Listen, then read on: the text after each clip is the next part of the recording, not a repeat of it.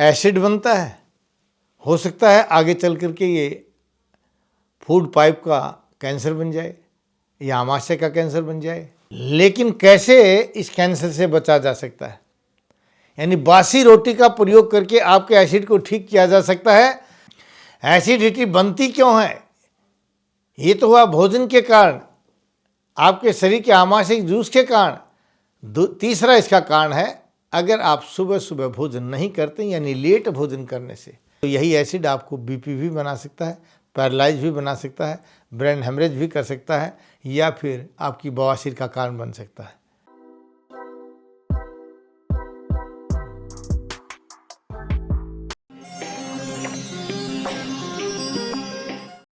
नमस्कार साथियों, मैं बात कर रहा हूं आज एसिड की और एक बहुत बड़ी समस्या है एसिड।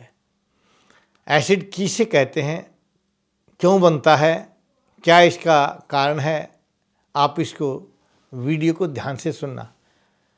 और मैंने इसमें घरेलू इलाज भी बताया, आपकी रसोई घर का इलाज बताया। आपकी एसिडिटी सदा के लिए ठीक हो जाएगी।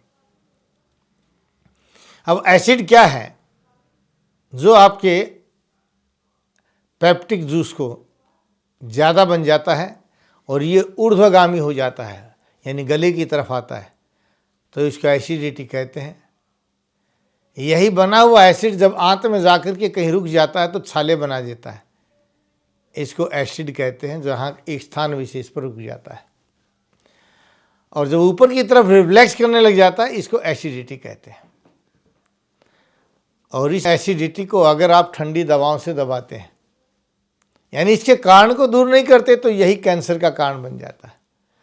जब इसको हम ठंडी दवाओं से रीजन को दूर नहीं करते तो ये रक्त में आ जाता है। तो रक्त के दोष, जिसको त्वचा की बीमारी कहते हैं, जैसे एक्जिमा, सूखा एक्जिमा, गीला एक्जिमा, श्वेतकुष्ठ, सोराइसिस, फोड़े, फुंसी, काला रंग पड़ जाना, धब्बे पड़ जाना, झाइयाँ हो जाना, लिकोरिया या नपुंसकता जैसा रोग, धात जैसा रोग पैदा कर देता है।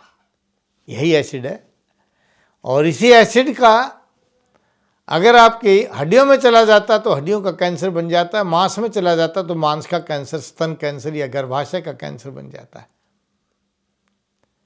लेकिन ये एसिड बनता क्यों है? मैं आपको बता रहा था कि आमाशय का जूस ज़्यादा बन जाए, या बाइल डक्ट लीवर के अंदर जूस ज़्यादा बनने लग जाए, या पैनक्रियाटिक जूस से पैनक्रियाज के अंदर का जूस ज़्यादा बनने लग जाए, तो ये तीनों जूसों की अत्यधिकता के कारण शरीर के अंदर जो डाइजेशन के अंदर काम आता, वो डाइजेशन में काम न आकर के हमारे खाए गए रूखे अन्न के कारण या गाढ़े अन्न के कारण वह अन्न के साथ नहीं मिल पाता है और बच जाता है, रिफ्लेक्स करता है। तो हमारे द्वारा वह छोटी आंत के द्वारा जब एब्जॉर्ब कर लिया जाता है, जब रस में आ जाता है, तो गले में जलन पैदा हो जाती है, पेशाब में जलन हो जाती है और लैट्रिन में जलन पैदा होने लग जाती है।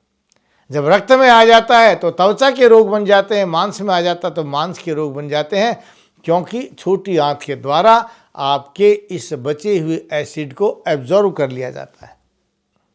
और ये एब्जॉर्ब कब होता है? जब आप रूखा अन्न खाते हैं, जब आप बगैर पानी के भोजन करते हैं।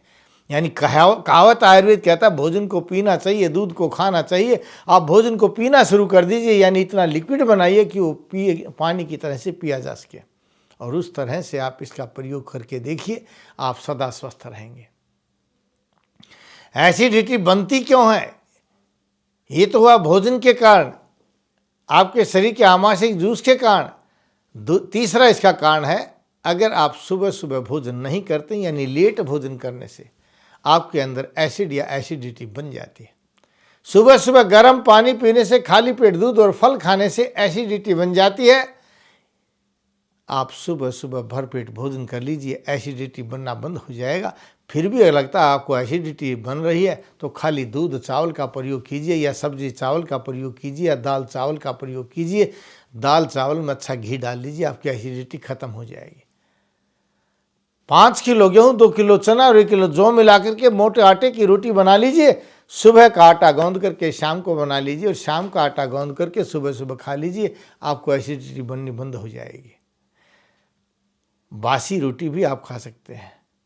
रात की बनी हुई रोटी पर जो है ऊपर का छिलका थोड़ा सा उखाड़ करके उसके अंदर 1 चम्मच घी डाल दीजिए, और सुबह सुबह उसे घी युक्त रोटी को गर्म पानी या गर्म दूध या गर्म सब्जी या दाल के साथ प्रयोग कर सकते हैं। यह भी आपकी एसिडिटी को दूर कर देगा। सुबह 9 बजे से पहले आपको भोजन कर लेना चाहिए। भोजन का लेट करना भी एसिडिटी का कारण है। और जो 5वां सबसे बड़ा कारण है एसिडिटी का, वो है गुस्सा करना, टेंशन रखना। अगर आपको गुस्सा या टेंशन ज़्यादा होती है तो नाक में सोते समय सरसों का तेल डाल लीजिए या बादाम का तेल डाल लीजिए या गाय का घी डाल लीजिए। फिर भी अगर आपको एसिडिटी हो रही है तो सुबह भोजन से पहले ही यानी उठते ही आधा चम्मच अविपत्ति कर चूर्ण दूध के साथ प्रयोग कर लीजिए और रात को सोते समय यह अविपत्ति कर चूर्ण दूध के साथ प्रयोग कर लीजिए। सुबह और शाम अगर ऐसे अविपत्ति कर चूर्ण का प्रयोग करेंगे तो आपकी एसिडिटी दूर हो जाएगी। पुनर्नवादी मंडूर को पुनर्नवारिष्ट के साथ अगर आप प्रयोग करते हैं तो एसिडिटी को दूर करता है। चंदन आसव के साथ अगर गौक्षुर आदि गूगल का प्रयोग करते हैं तो आपकी एसिडिटी को दूर करता है। खदीर अरिष्ट के साथ आरोग्यवर्धनी वटी का प्रयोग करते हैं भोजन के बाद या भोजन के पहले, तो भी आपको, मैंने पहले वीडियोज़ में हर एक में मैं बताता आ रहा हूँ कि किसी भी आसव अरिष्ट को लेने के लिए बराबर का पानी मिलाना चाहिए। आसव अरिष्ट को अपनी सुविधा के अनुसार भोजन के पहले भी लिया जा सकता है, सुबह उठते खाली पेट भी लिया जा सकता है, भोजन के बीच में भी लिया जा सकता है, भोजन के तुरंत बाद या पकने के पश्चात भी आप ले सकते हैं।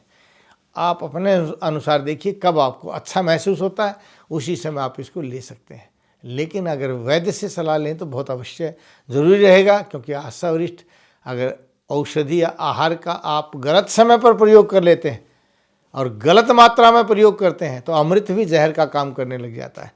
तो आप प्रत्येक वीडियो को ध्यान से देखिए और उसमें आपको पता चलेगा, एक एक चीज़ का बारीकी से वर्णन किया गया है। जब आप सभी वीडियोज़ को देखेंगे, मैंने एसिडिटी पर बहुत सी वीडियो बनाई है, आप उनको देखिए, उनके घरेलू इलाज मैंने बताए हैं। और जब आप इलाज करके थक जाओ या आपके अंदर आत्मिक बल नहीं बचा कि मुझे तो खाना पीना या बाजार की इन चीज़ों पर या जो घरेलू इलाज है इस पर कोई विश्वास नहीं रहा, तो एक बार अवश्य नाड़ी दिखाइए। मैं नाड़ी देखकर आपके रोग का सही कारण बताऊंगा, उस कारण को आप दूर कर दीजिए। औषधि के बगैर भी ठीक किया जा सकता है और औषधि खिला करके भी ठीक किया जा सकता है। दोनों ही आप हमारे यहाँ 39 वर्षों से अनुभूत इस चिकित्सालय नाड़ी वैद्य कायाकल्प संस्थान रोहतक या दिल्ली में आकर के आप अपना इलाज पा सकते हैं। जय भारत, जय भारती। नाड़ी परीक्षण कराने के लिए वैद्य जी से मिलिए रोजाना रोहतक में गली नंबर 5 विनय नगर, हुड्डा सेक्टर 1, दूसरी पुलिया के सामने मेन दिल्ली रोड, और दिल्ली में महाराजा अजमेर भवन, अध्यापक नगर, नजदीक नारायण धर्म कांटा, नागलोई। अधिक जानकारी के लिए संपर्क करें 8595299299 या 7428299299।